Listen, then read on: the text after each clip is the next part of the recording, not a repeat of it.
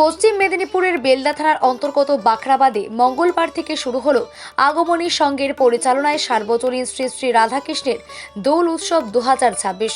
ঋতুরাজ বসন্তের আগমনে এদিন নতুন সাজের সঙ্গে সাজুজ্য রেখে 3রা মার্চ থেকে 7ই মার্চ পর্যন্ত নানা বর্ণাঢ্য অনুষ্ঠানের আয়োজন করা হয়েছে। মঙ্গলবার বিকেলে অনুষ্ঠানের উদ্বোধন হয়। উপস্থিত ছিলেন বিশিষ্ট শিক্ষক অখিল নন্দ মহাপাত্র, সূর্যকান্ত নন্দ, প্রদীপ মাঝি, দশগ্রাম সর্বার্থ সাধক বিদ্যালয়ের প্রধান শিক্ষক যুগল প্রধান সহ অন্যান্যরা।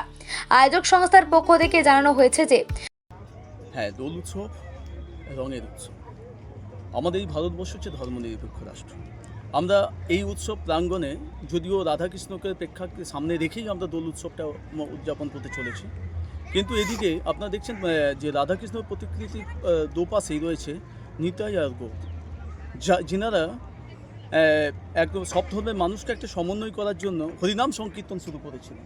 তাই এই জায়গার উপরে দাঁড়িয়ে থেকে আমাদের এই দোল উৎসবে হিন্দু মুসলিম সবাই ধর্মের মানুষকে নিয়ে এই আগমনী সংঘ তিনাদের দ্বারা আয়োজিত আজকের আমাদের এই আগমনী সংঘের দোল উৎসব। কি উৎসব রয়েছে আমাদের উৎসবের আপনারা দেখছেন বর্ণাঢ্য শোভাযাত্রার মধ্য দিয়ে আমরা অনুষ্ঠানের শুভ সূচনা করতে চলেছি। আমাদের মাস্টারমশাইরা আছেন, আমাদের বিভিন্ন আধিকারিকজন, তিনারা আর কিছুক্ষণ সময়ের মধ্যে উপস্থিত হবেন।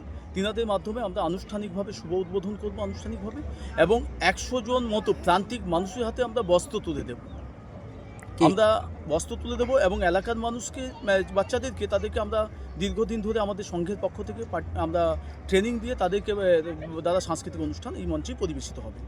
আর আগামীকাল আমরা কিছু অ্যাওয়ারনেস প্রোগ্রাম রেখেছি, যেমন আপনার সাপ নিয়ে সর্প বিশেষজ্ঞ যিনি ডক্টর শুভেন্দু বাগ, তিনি আমাদের এখানে আসতেছেন স্লাইড শো এবং আলোচনার ভিত্তিতে মানুষকে সজাগ করানোর জন্য। সাপে কামড়ানো মানুষ আপনারা জানেন, যারা গ্রামের মানুষ সাপের কামড়ে মৃত্যুর মুখে ঢলে পড়ে, তাদেরকে জাগানো, তারা যাতে কোনোভাবে ওঝাদের কিংবা ডাক্তারদের কাছে ক্ষেত্রে যেন কাল বিলম্ব যাতে না করে, তাদের অ্যাওয়ারনেস সচেতন করার জন্য আমাদের কালকের একটা শিবির রয়েছে 6টা থেকে। তারপরে আপনারা জানেন বাংলা সঙ্গীতের খ্যাতনামা শিল্পী কৌশালী ব্যানার্জি, তিনি আসবেন মাটির গান নিয়ে আমাদের এই জগন্নাথ মন্দির প্রাঙ্গণে। কি বার্তা দেবেন আজকের দিনে? বার্তা হচ্ছে যে একটাই, যে আমরা ধর্মের বিরুদ্ধে নয়, আমরা ধর্মান্ধতার বিরুদ্ধে। এই ভারতবর্ষের ভৌগোলিক অবস্থা যে জায়গায় গিয়ে পৌঁছাচ্ছে, সেই জন্য আমরা এই অনুষ্ঠানটা করছি হিন্দু মুসলিম সবাইকে একত্রিত করি এবং মানুষকে সচেতনতা বোধ করা। মানুষকে যদি সজাগ না করি, তাহলে আমাদের এই সংঘ, আমাদের যে ক্লাব আমরা গঠন করেছি, তাহলে শুধু বিনোদনের মধ্যে সীমাবদ্ধ থাকলে চলবে না। সামাজিক দায়বদ্ধতার কথা মাথায় রেখে আমাদের এগিয়ে যেতে হবে, সেই বার্তা দিতে চাই। আসুন, আপনাদের পাশে এই আগমনী সংঘ রয়েছে।